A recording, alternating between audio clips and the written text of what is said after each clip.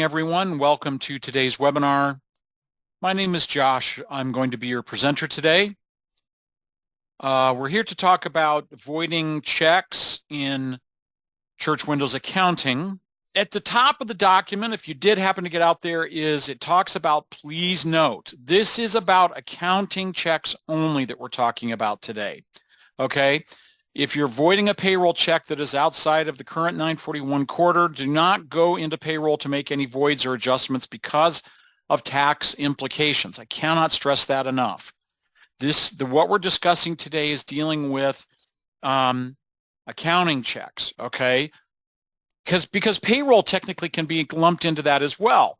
All right, if I go back to our website here and I go to churchwindows.com, back up to the Resource Center page again, I believe if I go down to my search down here and I type under search lost, right here, reissue lost payroll check version 25 and newer. Okay, did that earlier this summer on how to deal with reissuing a lost payroll check, but it does not involve reversing anything in accounting or in payroll at all. Payroll is not impacted by this. It's all dealt with in accounting. So that's just the first and foremost important thing that we talk about at the very top of that document is if you've got a payroll loss check or a payroll check you're trying to write off, that is dealt with differently, similarly but differently. But you don't affect payroll to do that, okay? Payroll does not, you don't go into payroll, void the check, and reissue it there. It's all handled in accounting, okay? All right,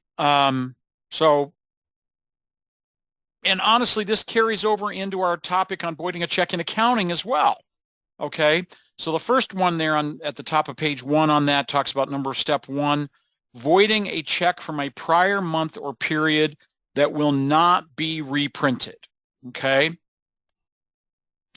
So the reason why it says right there, the first bullet says, do not go back to the prior period and reverse the transaction, okay? So don't go up to transactions and browse, find the transactions, reverse them, okay? Because that's going to change previously posted reports, all right? What we would do is we would go up here to transactions, right across the top center to other, and choose either adjust asset or journal entry transaction. The document talks about adjust asset, all right? The thing to keep in mind about the adjust asset transaction when we go to look at that is this is a journal entry too. Okay, let me pull it down here.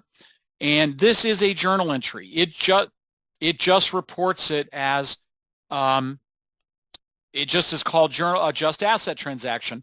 And the reason why we do this and why we created this transaction type was because folks who are challenged by double entry debit and credit accounting system can get really confused by debits and credits in terms of assets and expenses. So we've labeled it adjust asset, but it still reports in your books as a journal entry transaction, but it talks about choosing the asset account. What do you want to do with the balance? Do you want to increase or decrease the balance of the asset? So right here, and in this case, because we're dealing with lost checks, right, money that's being withdrawn from our account or taken out of our accounts, this adjust asset transaction is going to add the money back into our bank accounts, so we're going to choose increase on that. So if our check is, written off of Huntington Bank checking account, and then I'm going to choose increase, and then I would enter the amount of the check, okay? I'm just picking one arbitrarily here, folks. And I'm going to date this in the current period or month. And what I mean by that is, if I'm still working on, say, because here we are not even at the end of the first week of August of 2024, if I'm still working on my bank reconciliation for July of 24, I may choose to backdate this and backdate this date occurred back into July, where I can then go back into the bank reconciliation and clear the deposit journal entry that I'm posting here and the old check that I'm writing off simultaneously. So here then I would enter any transaction comments, writing off, lost check or stale dated check number, or voiding check, whatever you're wanting. Number, XYZ. And then down here, you can't, again, as a double entry accounting system, I can't just choose the bank account. I have to choose another account to credit, all right? And as the topic there, number 1 bullet point points out, it says date occurred, maybe in the current unreconciled bank reconciliation period under account, the other side of the entry. Now, this is where things get to be a little tricky, okay, folks, is if this was a check I was writing, a 2024 check that I was writing off from earlier in the year, I would choose the expense account that I charged when I entered the original bill. But if it's in a transaction, a check from a prior accounting year, say in 2023, okay, I'm going to credit the fund. You can choose any account, folks, in your chart of accounts in this list. So notice I've got all my accounts payable vendors, my asset accounts. If I go down past those, I go into my liabilities, and now here are my fund balance accounts, okay? And so here, notice, and again, while transactions that are posting to funds are rare, there may be a time when I do need to post a transaction directly to my fund. The reason why I'm doing this is if I wrote this check back in 2023 and I'm writing it off now in July of 2024, I don't want to distort my 2024 treasurer's report by crediting an expense or, an income account for something that would have occurred last year, okay? We're kind of bleeding over into our topic number 2, where it's talking about voiding a check from a prior period, month, or year that needs to be reprinted in the current period, okay? Voiding a check from a prior period, month, or year that will not be reprinted. All I'm doing is adding this money back into my books. So if I'm assuming it's a check from last year, I would credit my general operating fund or whatever fund that money came out of originally. Make sense? If it's a money that I posted in, say, January, February, March, somewhere in 2024, then I'm going to go down and I'm going to find the original expense account that I charged when I entered that bill and post that amount to that. Okay? Why? Because I want to reduce the expense account total for the year because the money never actually left my account. I never actually spent that money. So I might choose my expense account for that. Some things about voiding checks, folks. The thing that I can recommend, having done this for 20 plus years for this company, is when you're voiding checks, you have to get used to the idea of asking yourself some questions, okay? What was the date on the original check, all right?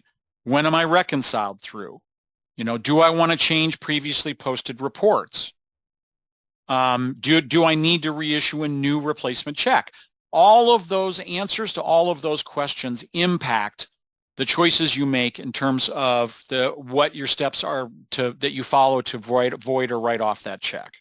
Okay, so again, this is why this document becomes really important, is because depending on what your scenario is, the answers to those questions is going to guide you to the appropriate actions that you take to void or write off that check. Okay, so in this case, again, it's kind of open-ended in the sense that if I'm writing off a check in a prior year, I'm going to credit the fund.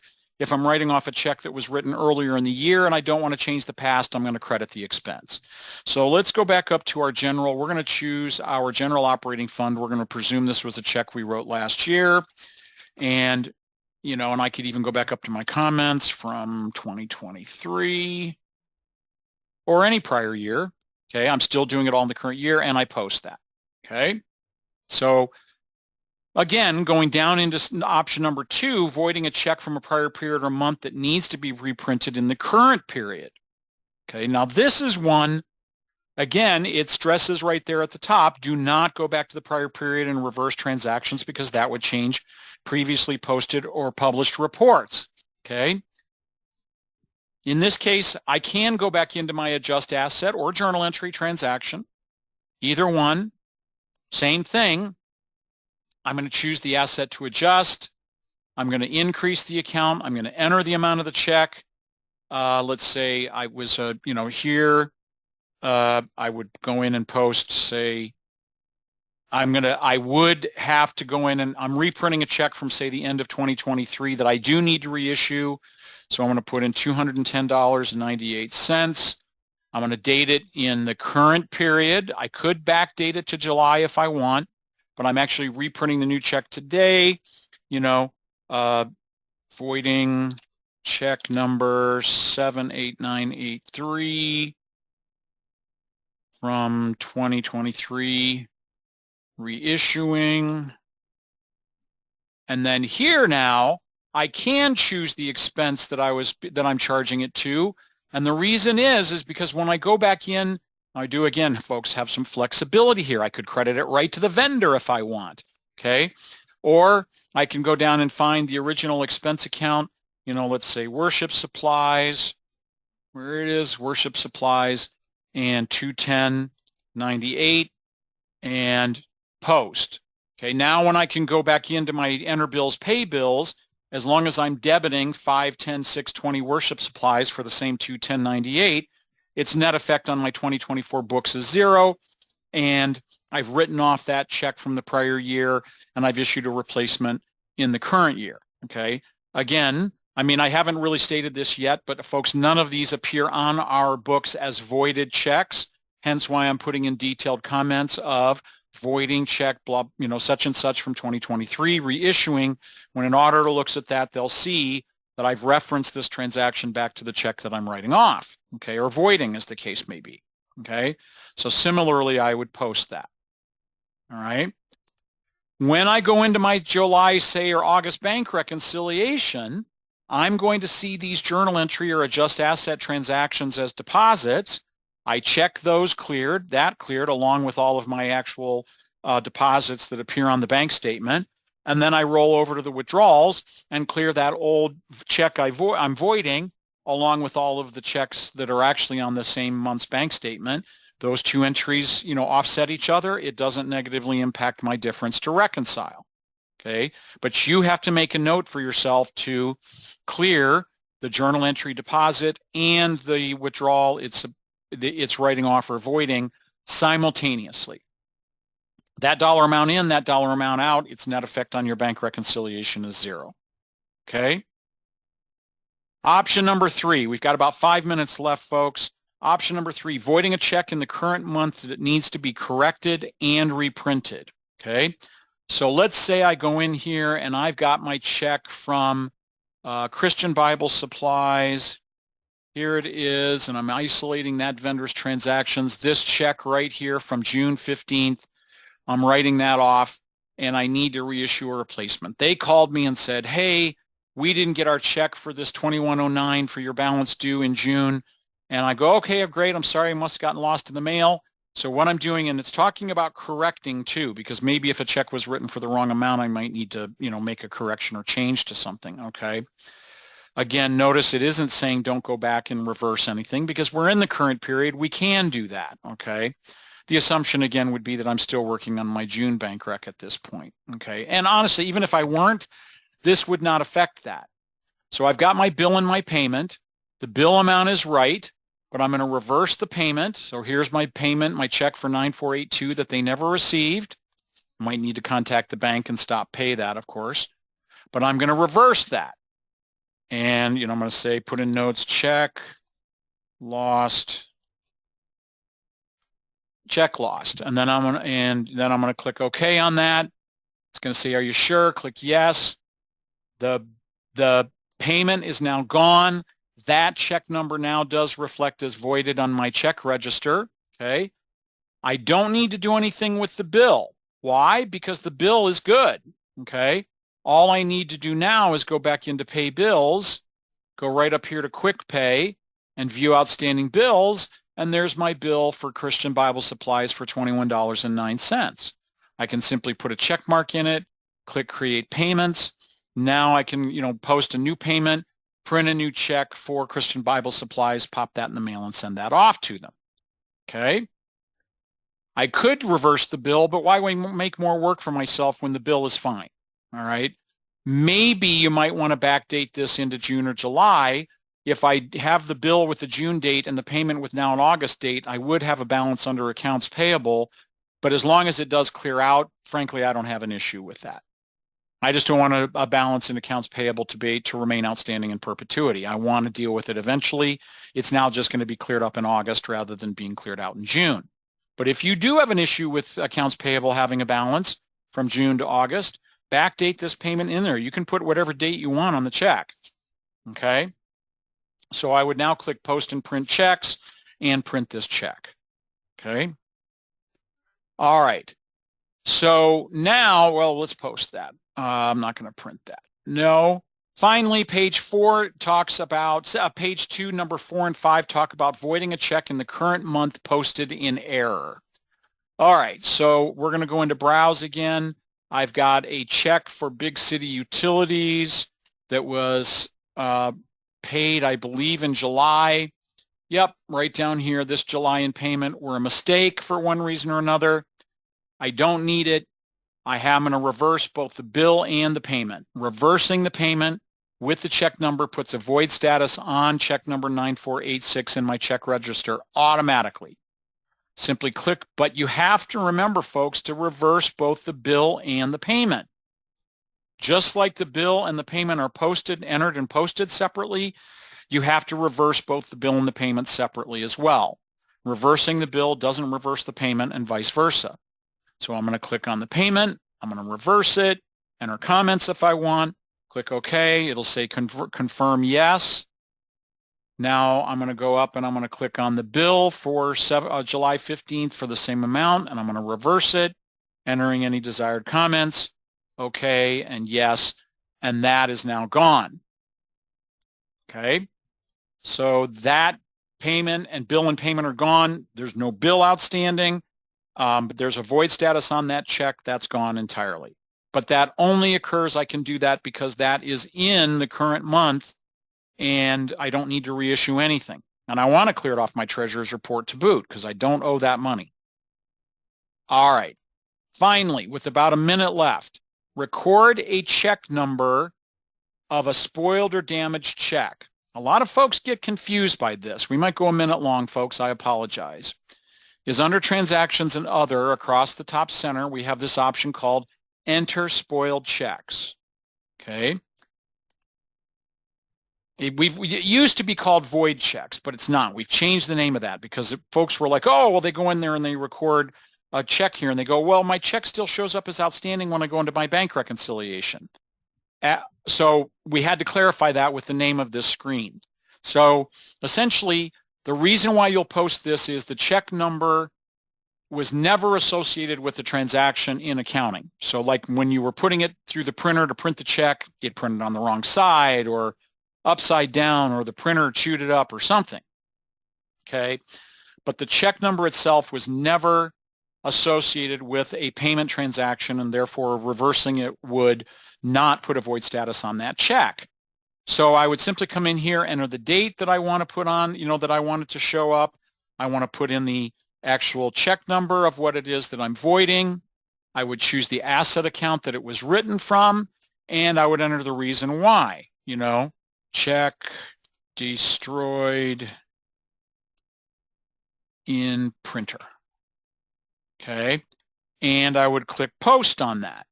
So this will now show up on my check register with a void status for check number 9578. Okay. It will also post a transaction to the general ledger with a $0 amount. So if I go into Browse, there's going to be an entry there for that check number, but it's going to show 0, and it's going to appear on my bank reconciliation. All I have to do is check it as cleared. I'll never see it again. It won't impact my difference to reconcile. But it does post a transaction to the books. But this only occurs, folks, you'll only use this function when the check number, you're basically accounting for gaps in your check number sequencing, right? If an auditor looks at your books and they go, wow, we've got these check numbers that are missing, first thing they're going to go is, where are these checks? Okay, so if the check itself was ruined in the printing process and never associated with a payment, you'll want to come in and do these enter spoiled checks. Then I would take the check, I would write void on it, put it in a folder with all my other spoiled checks, so in case an auditor asks me to present those, I'll go, here are my spoiled checks. And then they'll go, oh, okay, got it, great, we're good. But that, in a brief explanation, folks, is the unspoiled checks function, which was previously called avoiding checks. So then anyway, please note at the bottom of that second page, the process for avoiding payroll checks, as we saw early on in the event, is in a separate document and video out on the website. So, all right, folks. Well, that is where we're going to leave it for today.